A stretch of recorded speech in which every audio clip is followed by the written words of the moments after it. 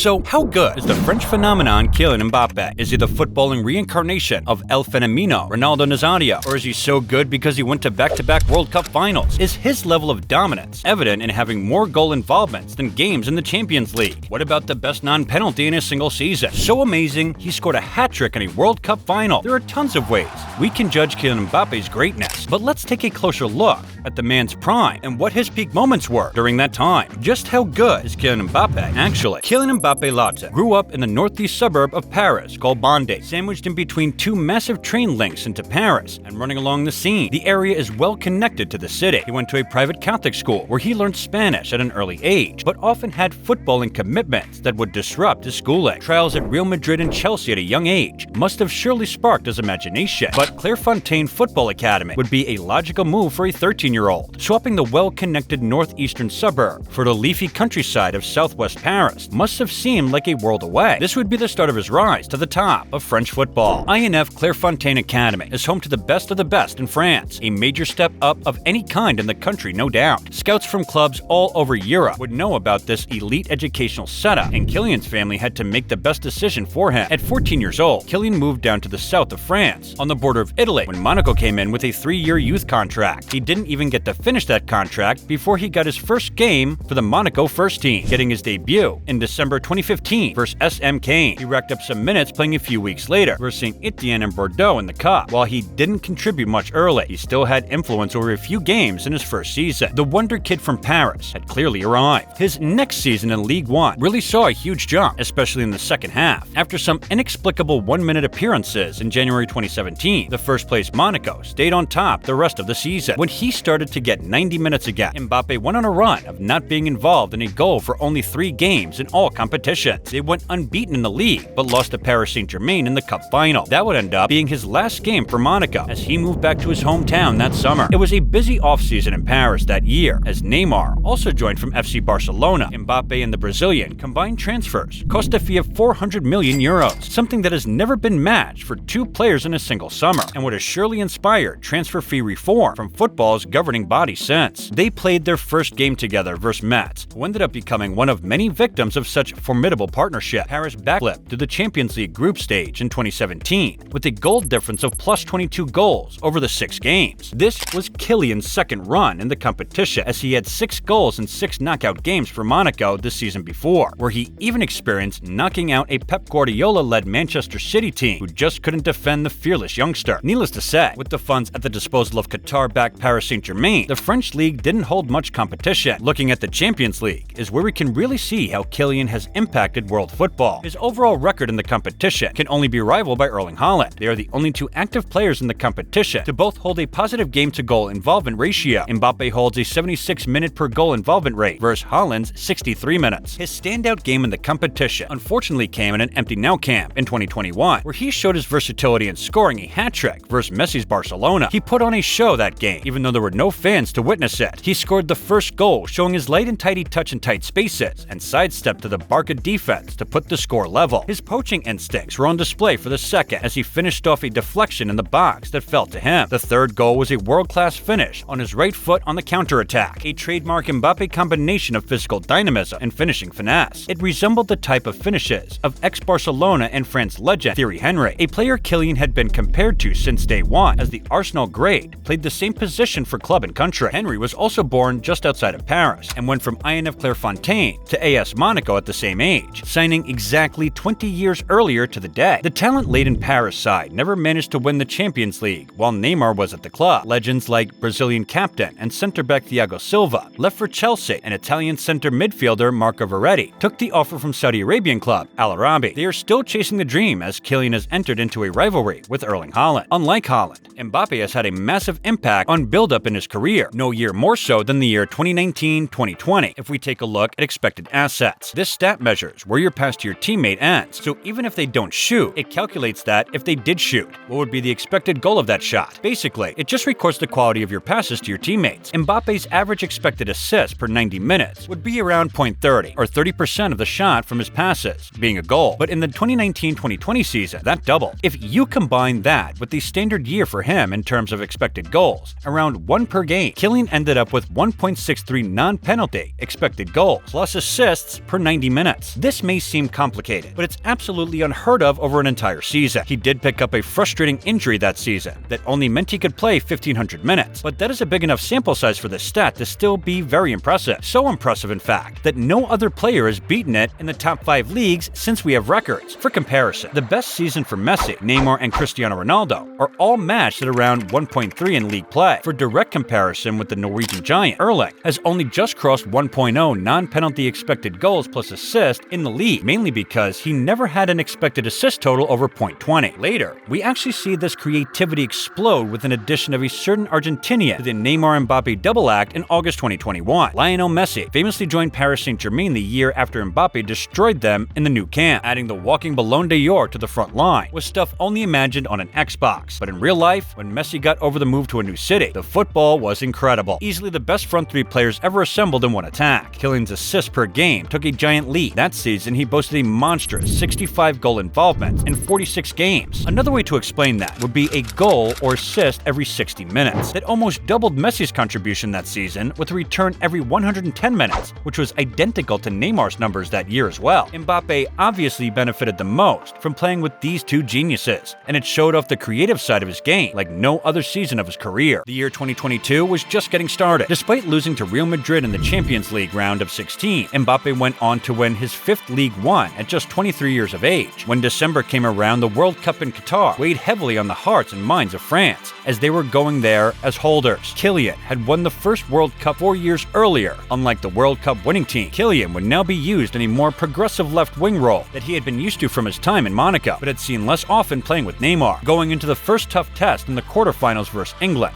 he already had 7 goal involvements in 4 games and looked unstoppable. All the attention paid to him took the focus away from Antoine Griezmann, who had an excellent game, yet Atletico Madrid man popped out all over the pitch and created a low percentage chance for Tchouaméni in the first half.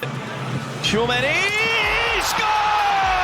But put across on a plate for Gerrard in the second half for the winner. Mbappe wasn't needed again in the game against Monaco, as they went through an inevitable meeting with his teammate Leo Messi in the final. Argentina had been rocked by a counter-attacking French team 4 years earlier, but this was a lot more of a mature team who took much more care of the ball. The French side were frustrated in the first half and forced into early tactical substitutions. Mbappe fed off scraps as they went down 2-0. It took to the 80th minute for energy to pick up to the necessary level to force a penalty, which Kylian dispatched with ease. An incredible lunging volley 1 minute later from the man from Bondi set the stadium into an uproar as he tied up the game with a flash of quality. Inside Thuram, Mbappe!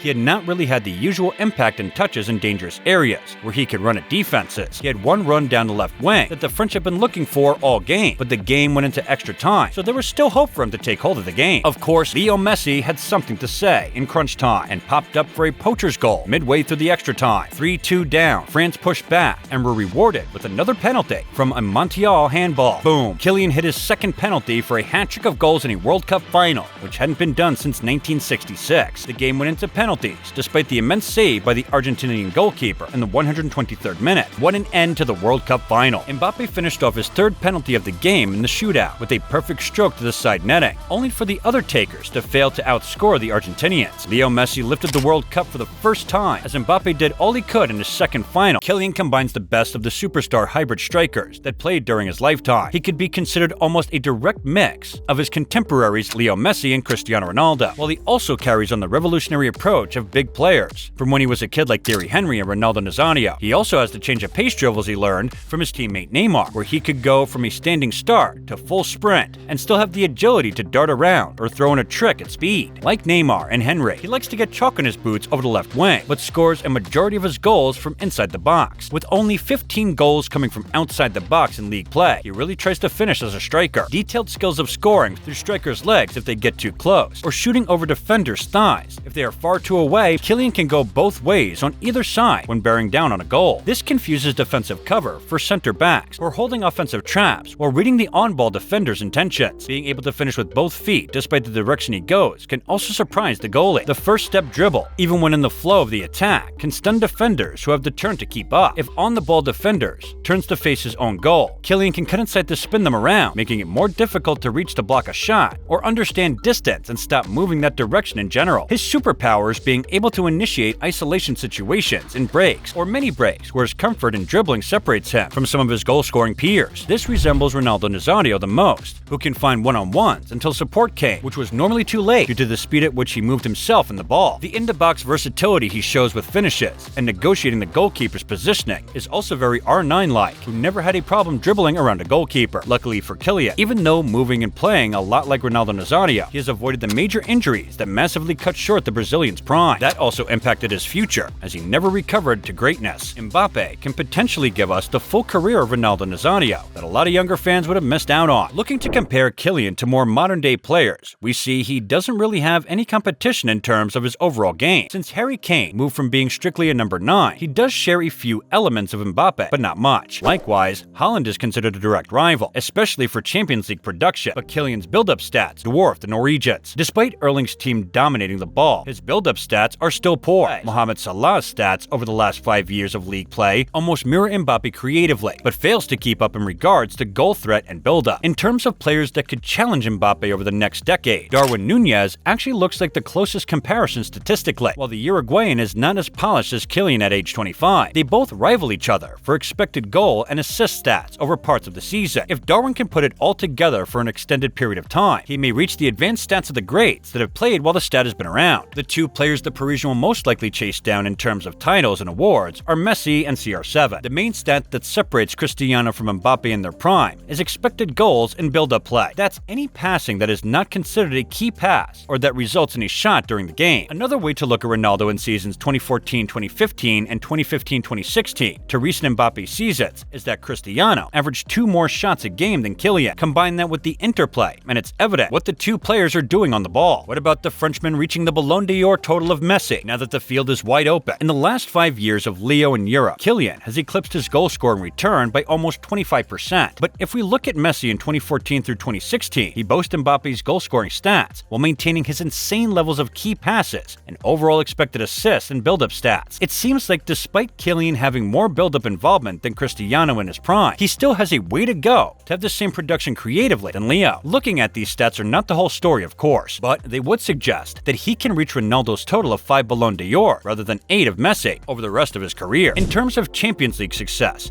Ronaldo won the trophy 5 times over his time at Manchester United and Real Madrid in 6 attempts. Messi won it 4 times in total, but was only fully involved in 3 trips to the final, in which he never lost. Mbappe is yet to win 1. Taking goal involvement into consideration when comparing the 3 outside the league play, Ronaldo played the most games with 180, where he meticulously kept pace with 188 goal involvements. Similarly, Leo Messi racked up an impressive 163 total games, clocking up 174 goals and assists. Kylian's current pace would suggest he could manage those totals all going well. At 25 years old, he has clocked up 72 involvements and 69 overall appearances. It does show that Leo and Ronnie were able to perform in the toughest club competition in the world, regardless of what league they played in. As Mbappe has been playing in one of the weaker leagues in Europe, it is useful to look at other competitions when asking just how good is he. The World Cup is a limited sample size competition as it comes around every 4 years, and the maximum number of games you can play is 7. Ronaldo Nazario, like Kylian, went to back-to-back finals in 1998 and 2002. Despite playing with an illness in the 1998 final, which Brazil ended up losing to France, Ronaldo ended up with 16 goal involvements across the 14 games in both World Cups. 20 years later, Mbappe also played 14 games where he came very close to Ronaldo's total with 15 goals and assists, just to give a basic idea of the impact in that competition. Interestingly, Thierry Henry almost went to 2 World Cup finals in 1998 and 2006, but missed out on playing in the final against Brazil in Paris in 1998. The Arsenal great only had 7 returns over the 2 World Cups, which is half the impact of Mbappe at that level. Kylian surely has at least 2 World Cup competitions left in his career, so he has the chance to join a very short list of strikers that have won 2 or more. Giuseppe Meazza, who the San Siro Stadium is named after, won 2 back in the 1930s. Other attacking stars of their time to win 2 are Garrincha and Vava Brazil, and Giovanni Ferrari, who played a similar role to Mbappe and won the Serie A total of 8 times. Pele is the goal scorer everyone goes to with 3 World Cup wins over his career, but it's not crazy to say that Mbappe could potentially achieve that as well. If that happened, he would have played in 28 World Cup games and surely hold all sorts of records in the greatest competition in world sports. Kylian's potential record in the World Cup alone could catapult him into the GOAT conversation. If you enjoyed these in-depth breakdowns of global soccer topics, hit the like button at least. Jump in and subscribe too. It is free and it takes time to put these things together. Much love for checking our our channel though, and we hope you enjoyed this breakdown. So just how good is Kylian Mbappe? It's hard to compare him to others, just based on league comparison. So looking at Champions League and World Cup performances narrows it down. Statistically, we can see that he compares to many of the greats of his generation over a large sample size. With Ronaldo and Messi moving out of Europe, he has a clean run at the Ballon d'Or for the next decade. He is moving into his prime, and that's scary as he feels that he has been at the top for a while. If we have not even seen the best side of Kylian so far, just how good can he be? It's amazing to think that we still have so much more to come from Mbappe, but how good is he right now? Is he the best overall attacking player in world football? At the moment, I think so. It's up to everyone else to step up and keep up.